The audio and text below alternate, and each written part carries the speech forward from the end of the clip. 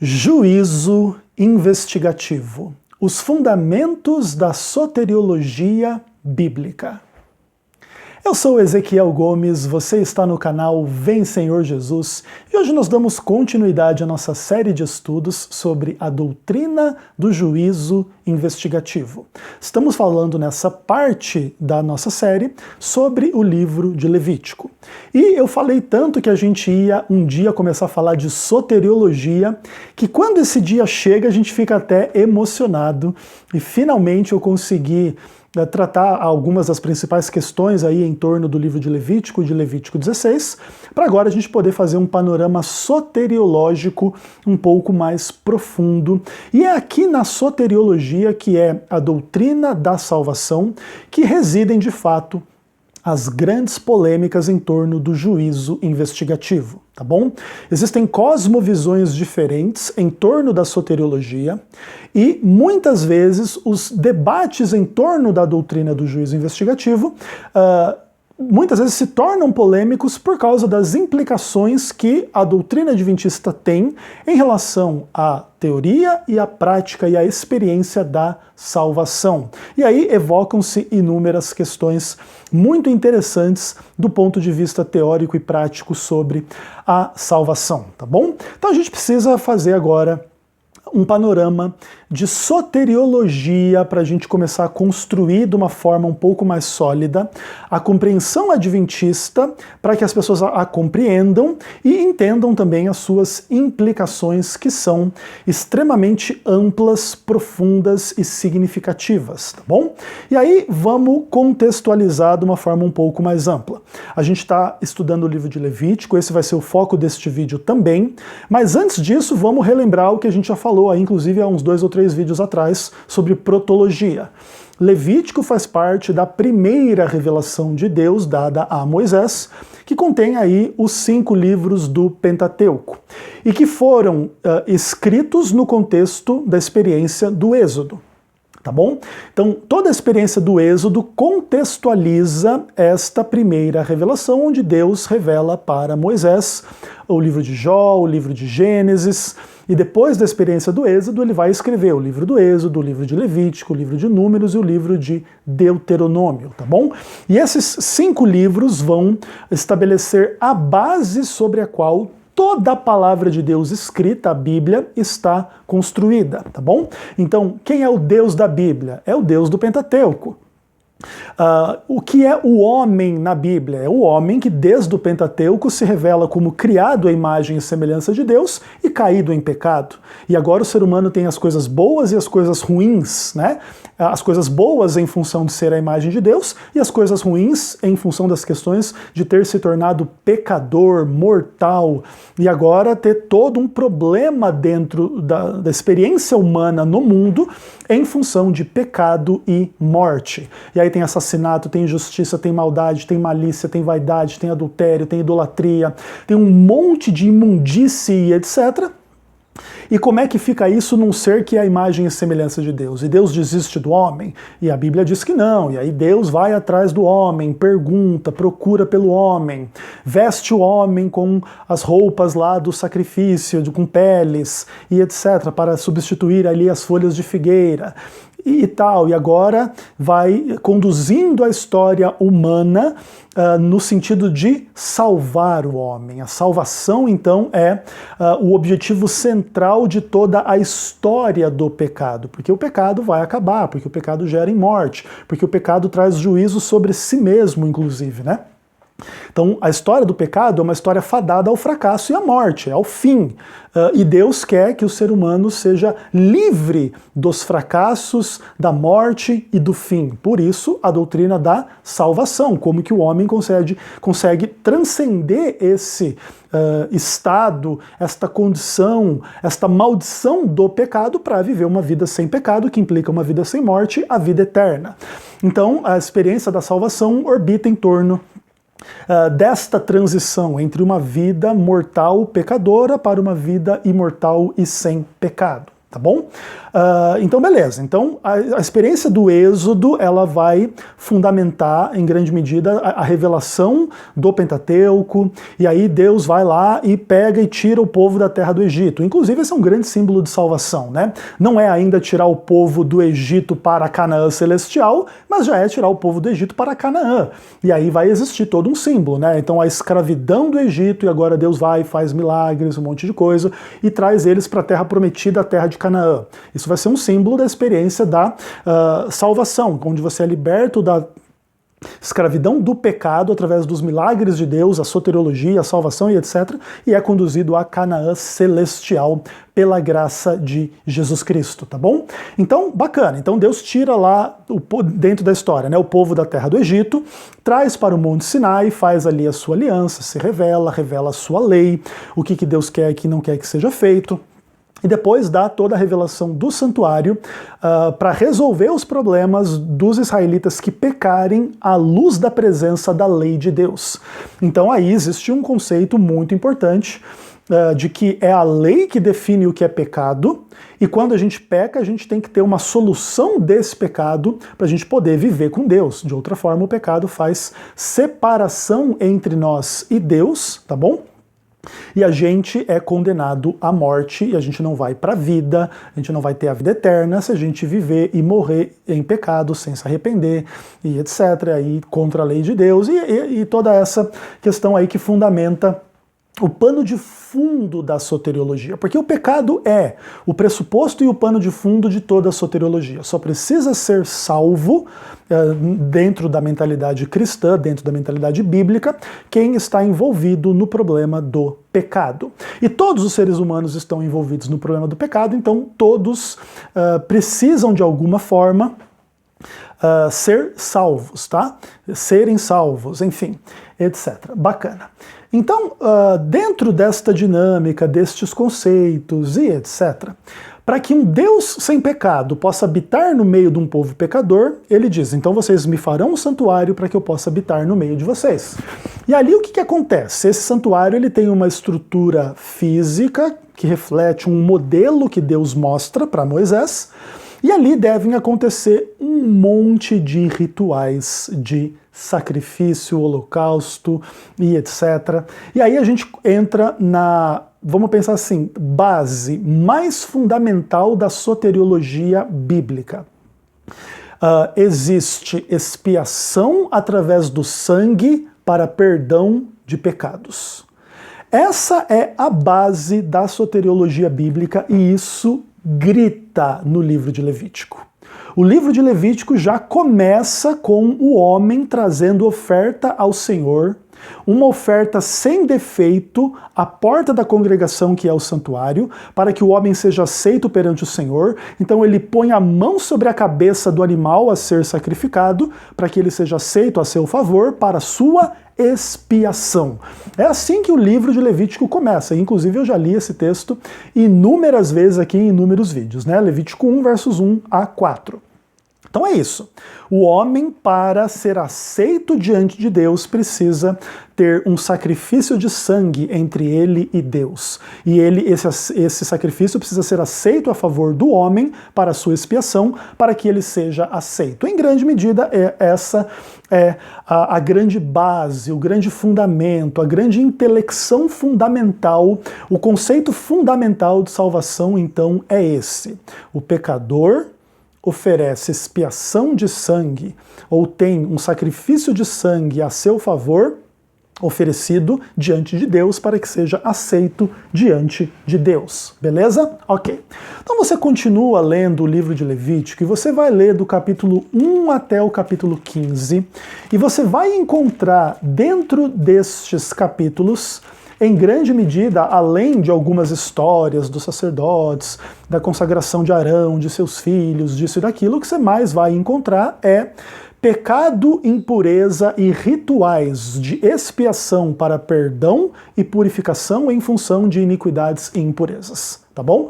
Então o homem, ele é um ser manchado de pecado e impureza, e para estar diante de Deus precisa haver Todos esses rituais de expiação para perdão, expiação para purificação e etc.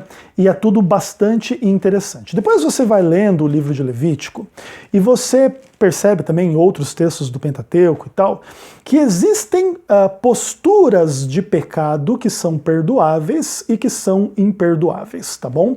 E aí é uma questão interessante. A soteriologia é o quê?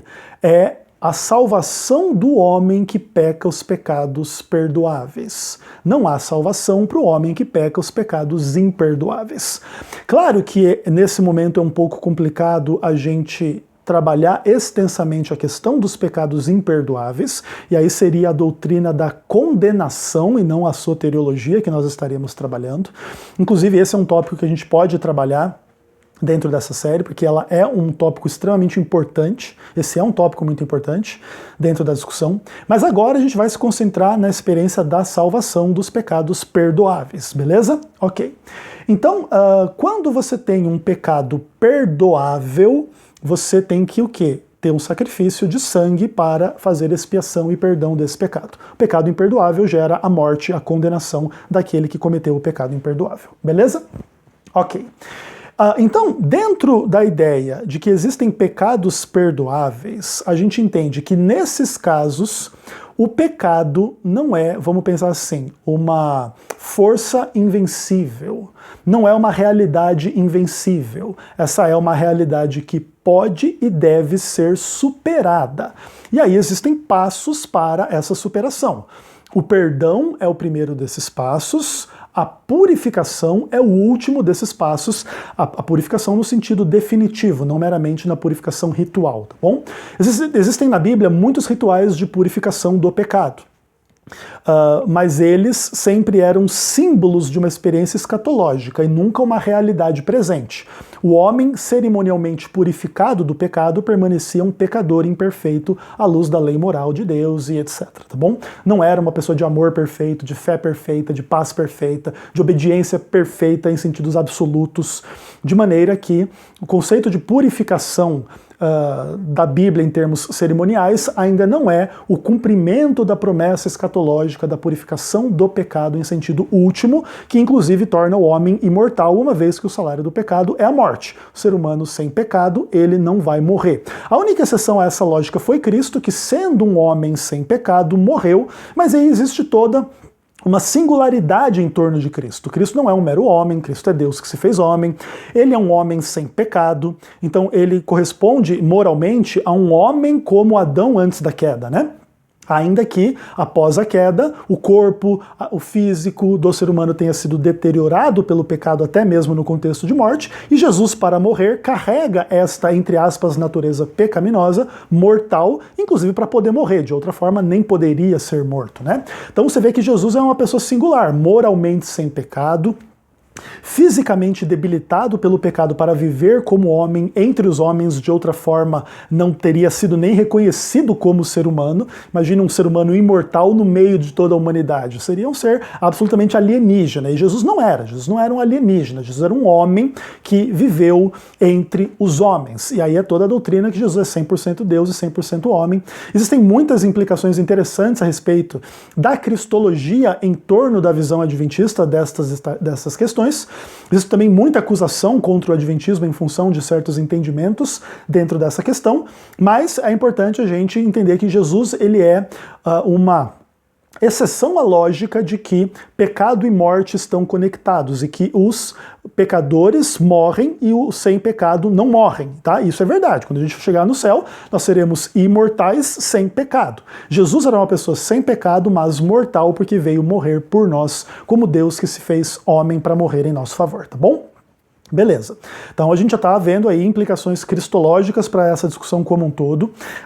Seja como for, existe agora perdão, existe solução do problema do pecado, mas essa solução está atrelada a você cumprir as especificações do que Deus manda. No contexto do Antigo Testamento, essas especificações passam por pelo cumprimento dos rituais do livro de Levítico, tá bom? Então, Levítico é uma base da soteriologia bíblica. Levítico vai revelar os princípios, inclusive esses todos que estamos falando. O princípio de que nós somos todos pecadores, o princípio de que o pecado pode ser perdoado, o princípio de que para o pecado ser perdoado deve haver um sacrifício de sangue, de um animal perfeito, sem pecado, puro, para a aceitação do homem em função da presença do Senhor, que é sem pecado, e etc. E tudo isso a gente constrói com base na mentalidade do livro de Levítico. E para você ser salvo, basta você cumprir as especificações daquilo que Deus manda, tá bom?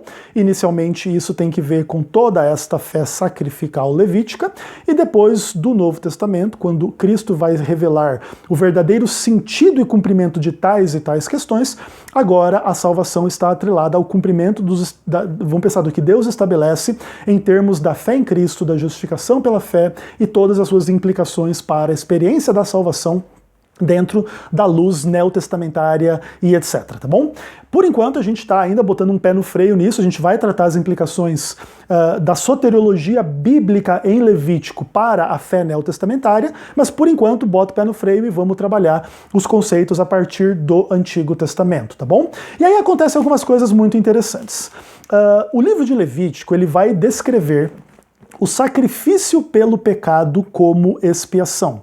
Então, quando o cordeiro derrama o sangue para perdão do pecador, isso acontece em termos de expiação, ok? Então isso é bastante interessante, que o sacrifício é descrito como expiação. Então, vai matar o animal, isso é expiação para o perdão do pecado. Então, nesse caso, o conceito de expiação passa pelo conceito de sacrifício. Entretanto, o que acontece? Dentro dos rituais levíticos, a gente percebe que o sangue derramado desse animal sacrificado em favor do pecador, para sua expiação, era levado para dentro do santuário. E ali existiam diversos tipos de rituais em função da aspersão ou da aplicação do sangue diante do altar, diante do véu, no chifre do altar e um monte de coisas desse tipo. E esses rituais também eram escritos e descritos em termos de expiação. Então olha que coisa interessante. Sacrifício é expiação. Manipulação do sangue do animal sacrificado é expiação.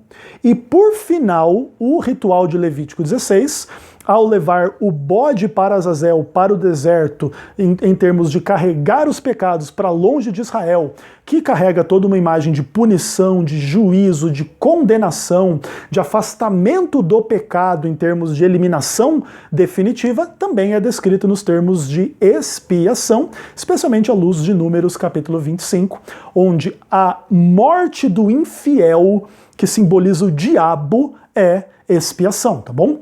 Porque Hofni, ele vai, aliás, Zimri, né, que foi o homem que foi sacrificado no contexto lá de Números 25, ele vai simbolizar o quê? O desafio do pecador aberto à lei de Deus, diante do santuário de Deus, diante do povo de Deus, da congregação, e a sua morte, a sua condenação, a sua eliminação do meio do povo é descrita em termos de expiação. E agora isso tem algumas implicações muito interessantes para a doutrina do juízo e para a experiência e a doutrina da salvação. Veja bem as questões interessantes. Onde a salvação está completa? No sacrifício, na manipulação do sangue ou na eliminação final do pecado, no juízo final contra o pecado que afasta o pecado para sempre, e em função disso existe o quê? Uma vida sem pecado, uma vida sem morte, uma vida eterna. Percebam que dentro da mentalidade bíblica, a partir do livro de Levítico, a Bíblia está nos conduzindo para a última opção. A expiação, a salvação, ela só será completa com a eliminação absoluta, total, final e completa do pecado. De outra forma, que sentido faz uma salvação na qual eu ainda sou pecador imortal e acaba a minha vida? O salário do pecado é a morte. Então eu tenho salvação, mas a morte não acaba. Então o pecado não acaba. Então eu continuo pecador mortal, vou continuar a morrer e cadê a salvação? Então no final das contas, toda a mentalidade do livro de Levítico está nos conduzindo para uma visão mais completa, mais complexa, mais dinâmica, mais profunda de expiação, que conduz inicialmente em termos tipológicos, mas que aponta para uma realidade concreta no final de eliminação completa do pecado. E aí sim haverá o quê? Vida eterna sem morte para todo o sempre, sem pecado. Beleza, maravilha. As implicações disso são muito profundas para a soteriologia, e a gente vai trabalhar essas implicações, claro, não tão extensamente quanto merece, mas de forma extensa o suficiente. Mas antes da gente trabalhar algumas dessas implicações para a fé neotestamentária disso tudo que a gente está vendo aqui, é importante a gente pensar um pouco na estrutura do livro de Levítico de uma forma um pouco mais ampla. Claro, eu sou aqui um cristão, vivo no século XXI, a imensa maioria do público que está vendo esse vídeo é cristã, vive no século XXI, então a gente já está bastante a par de inúmeras discussões soteriológicas no contexto do Novo Testamento. E agora, Cristo é o Cordeiro, é o sangue dele que salva, não é esse sangue de animais todos. E a fé nele é que nos salva, e aí todo o conceito de justificação pela fé. Agora, bom que você está familiarizado com esse conceito, porque agora você pode encontrar esse conceito em Levítico capítulo 1 até o capítulo 15. No final, o que é todo esse ritual de Levítico do capítulo 1 até o capítulo 15? É um grande ritual de justificação pela fé. Porque o israelita que não acreditava que Deus estava no santuário, que Deus mandou matar o cordeiro, e que esse cordeiro derramando o seu sangue, isso tinha efeitos expiatórios, e esse sangue devia ser levado lá para dentro. Depois tinha que ter o dia da expiação para purificar o santuário em relação a todos esses pecados que foram lançados lá para dentro, e etc. Ele não iria cumprir estas condições. Porque ele não tem fé nisso, ele não acredita nisso, ele não quer viver de acordo com isso. Inclusive, esse é o caso, por exemplo, do Zimri, que vai lá, não tô nem aí pra isso, cara, o que eu quero é mulher, o que eu quero é transar, o que eu quero é sexo, o que eu quero é promiscuidade, o que eu quero é adorar Baal. Entende? Então esse cara, ele não está vindo para a porta da tenda da congregação oferecer o sacrifício para sua justificação dos seus pecados. Ele está pegando a prostituta e trazendo para a porta do santuário, dando um tchauzinho para Moisés e levando ela para dentro da tenda dele. Você entende a postura diferente? Porque o Zimri não tem fé, não tem justificação pela fé para ele. Mas imagina o camarada que está olhando o que Zimri está fazendo e diz, meu, que absurdo, cara. O que esse cara está fazendo não tem sentido. Olha só, nós somos pecadores, Deus tirou a gente da terra do Egito, a gente precisa que Deus perdoe a gente, guie a gente. Senhor, eu também tenho pecado. E vai lá e leva o sacrifício. Percebe que a dinâmica toda da diferença entre o Zimri e o adorador verdadeiro é a diferença entre quem é justificado pela fé e quem não tem fé e não é justificado. Claro, dentro ainda de uma cultura do Antigo Testamento, dentro ainda de um molde do todo o culto levítico, mas no final o que subjaz e que está na base de toda essa discussão é a discussão da justificação pela fé. E todos os sacrifícios e todas essas expiações e todas essas questões giram em torno deste fato. Justificação pela fé. Portanto, o livro de Levítico é a base e o fundamento da mensagem bíblica da justificação pela fé. Entretanto, quando você sai do capítulo 16 do livro de Levítico e vê do capítulo 17 até o final do livro, nós temos aquilo que nós chamamos do Código da Santidade. Inclusive é dentro desses capítulos que existem as famosas chamadas divinas para a santificação no livro de Levítico, né? Sede santos porque eu sou santo.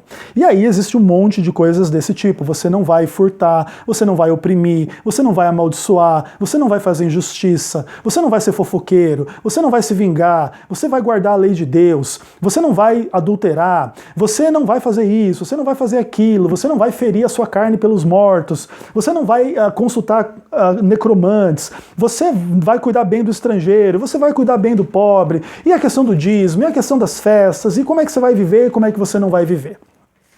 Em geral, estas questões como um todo têm que ver com o Código da Santidade. E olha que coisa interessante começa a se formar aqui.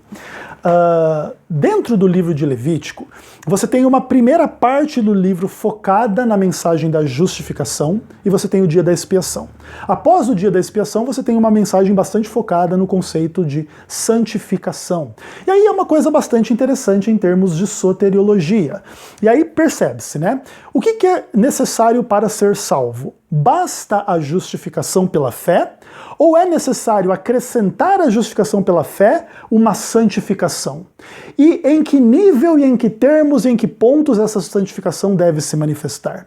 Essa santificação é uma santificação pelas obras? Então, para eu ser salvo no final das contas, primeiro justificação pela fé, depois santificação pelas obras, pelo esforço, pela lei, pelo cumprimento da lei. Como que é? Nós cristãos estamos relativamente acostumados a essa discussão, especialmente à luz de toda a polêmica da reforma protestante e dos embates entre protestantes e católicos.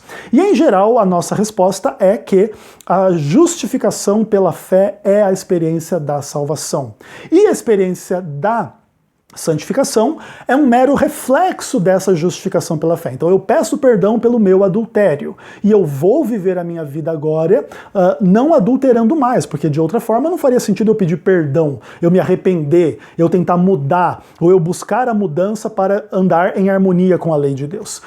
Então a santificação ela é uma resposta secundária em relação à experiência da justificação, ainda que ela tem a sua importância, porque de outra forma você não tem diferença entre quem é justificado pela fé e quem não tem fé e não é justificado. Então, no final das contas, o Zinri e o amigo dele eram ambos pecadores. O Zinri vai lá e faz tudo aquilo diante da congregação e etc, etc, etc. E vamos pensar que alguns dos outros lá também pecou, também desejou aquela mulher e pecou e tal, e foi lá e ofereceu o sacrifício diante de Deus, tá? E foi purificado lá do seu pecado, perdoado, expiado e etc. Se esse homem saísse dessa experiência de justificação, de perdão e expiação, e fosse lá e fizesse igual o Zinri fez, e adulterasse, trouxesse outra mulher lá para dentro e fizesse igual o outro fez, não haveria diferença entre quem é justificado pela fé e quem é salvo, para aquele que não é justificado pela fé e não é salvo. Então a santificação, ela é uma das questões que vai fazer com que o salvo viva uma vida diferente do perdido. E a justificação pela fé e toda essa experiência de salvação tem implicações práticas na transformação da vida da pessoa, tá? De outra forma, não há diferença entre o cristão e o não cristão, o santificado e o não santificado, o que serve a Deus e o que não serve a Deus. Então a mensagem de santificação ela é extremamente importante dentro dessa questão, ainda que a gente precise analisar mais profundamente o sentido soteriológico da santificação. E a gente vai trabalhar essas questões, especialmente à luz do Novo Testamento, o livro de Hebreus, tal, e etc, e beleza. Mas é bom vocês já irem se preparando para essa discussão. Então, olha que coisa interessante. A primeira parte do livro de Levítico trata com todas as questões fundamentais que estão na base da doutrina da justificação. O capítulo 17 em diante do livro de Levítico trata de todas as questões que estão na base da doutrina da santificação, da santidade ao Senhor. E no meio de tudo isso está o quê? Levítico 16. E aí, em Levítico 16, existe uma mensagem extremamente importante. Em função de tudo isso, do dia da expiação e etc., se fará expiação por vós, para purificar-vos, e sereis purificados de todos os vossos pecados perante o Senhor. Eu enxergo nesse verso uma perspectiva de glorificação. É quando o homem será plenamente liberto de toda a presença, consequências e fardo do pecado na purificação absolutamente perfeita. E quando isso acontecer, ocorrerá o quê? O toque da imortalidade e o homem salvo vai viver na presença de Deus, sem pecado, sem morte, para todo sempre. Ok? Então eu enxergo em Levítico 16 uma perspectiva, uma sombra, um horizonte de glorificação. E aqui as coisas começam a ficar interessantes. Veja bem. Em Levítico, de acordo com a leitura que estou fazendo para vocês, nós temos o fundamento da soteriologia bíblica. E essa soteriologia gira em torno de algumas questões. O pecado é o pressuposto, e para ser liberto do pecado, o ser humano tem que passar por um processo de expiação que inclui justificação, santificação e glorificação. E essa experiência toda é uma experiência dinâmica, É uma experiência que se aprofunda com o tempo, ela não acontece de uma vez por todas. Primeiro é o sacrifício, depois é a manipulação do sangue, depois é o dia da expiação. Você percebe que existe o quê? Um processo acontecendo, não é da noite para o dia, não é em um abrir e fechar de olhos. Vai ser um abrir e fechar de olhos lá no fim, quando o dia da expiação se completar, e em um abrir e fechar de olhos nós seremos purificados dos nossos pecados, Jesus vai voltar, nós seremos glorificados, vamos viver com ele para sempre no céu. E claro, já estou fazendo aplicações cristãs a essa mentalidade como um todo aqui. Mas é importante vocês entenderem que toda a mentalidade cristã de justificação, santificação e glorificação tem a sua origem no Pentateuco, muito fortemente no livro de Levítico, que trata de tais e tais questões que estão na base da soteriologia bíblica. E as implicações disso são tudo menos pequenas. Percebe o seguinte: a partir de agora a gente vai começar a tratar algumas questões muito interessantes sobre as implicações da visão adventista do juízo investigativo e de todas essas questões para a doutrina e a experiência da salvação. As coisas vão ficar muito interessantes e eu espero conseguir passar isso para vocês da melhor forma possível. Como que toda a soteriologia do Novo Testamento tem essa mentalidade como base, a mentalidade levítica. É expiação mediante o sangue, é expiação mediante a aspersão do sangue de Jesus, é expiação mediante a eliminação do mal e a vida eterna ao lado de Deus. E aí tem doutrina de justificação, de santificação, de regeneração, de glorificação. No meio disso tudo tem predestinação, no meio disso tudo tem livre-arbítrio, no meio disso tudo tem pecado ou não pecado, vitória sobre o pecado ou não vitória sobre o pecado, em que termos, em que sentidos, em que direções, até onde e até quando. As questões vão começar a ficar muito bacanas a partir de agora, mas eu ainda vou continuar analisando algumas coisas no livro de Levítico, tá? Então, talvez aí mais 2, 3 vídeos a respeito de Levítico, e aí nós estaremos preparados para a análise do Novo Testamento, e a gente vai partir depois para o livro de Hebreus.